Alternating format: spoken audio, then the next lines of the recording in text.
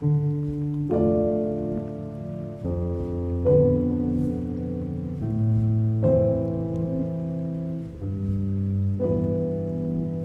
dari laut, kemungkinan besar sampah itu datangnya dari Jakarta. Nah, kalau sampah itu datangnya dari Jakarta,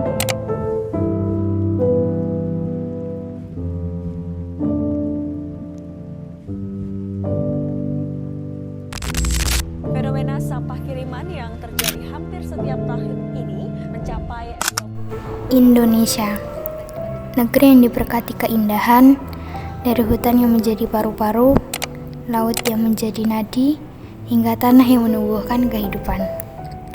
Namun, di balik keelokan itu ada luka. Pohon-pohon tumbang, sungai tercemar, laut dipenuhi plastik, dan politik negeri ini sering sibuk pada perebutan kursi. Sementara, bumi kehilangan nafasnya.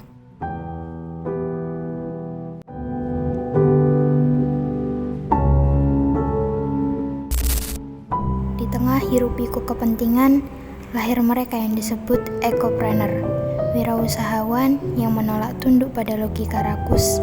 Mereka berdiri di perbatasan antara keuntungan dan kepedulian, menunjukkan bahwa bisnis tak harus menghancurkan.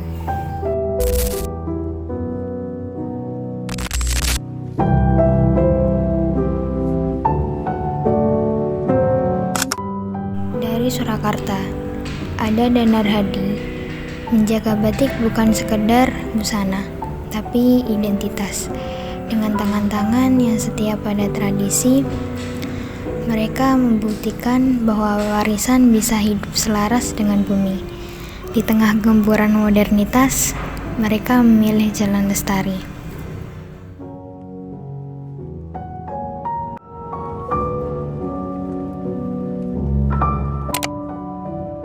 Di desa-desa, industri kompos tumbuh, menjawab masalah besar negeri ini.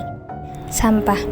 Indonesia adalah salah satu penyumbang sampah organik terbesar di dunia. Bila dibiarkan, ia jadi racun. Bila diolah, ia jadi kehidupan. Kompos adalah bukti, bahkan limbah pun bisa menumbuhkan harapan.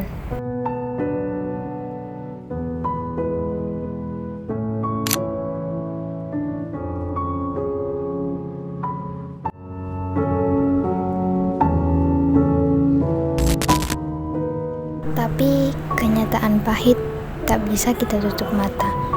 Politik negeri sering sibuk bertikai, sementara tanah longsor menelan desa, banjir meredam kota, hutan terbakar demi keuntungan segelintir orang.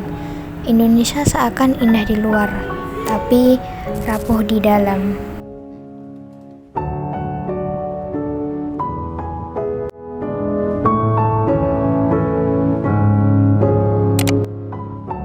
Ekopreneur hadir sebagai suara kecil di tengah bisinya perebutan kekuasaan.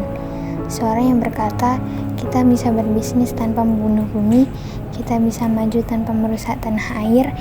Indonesia tidak hanya butuh pemimpin yang adil, tapi juga generasi yang berani mencintai, berani menjaga, berani menanam benih perubahan.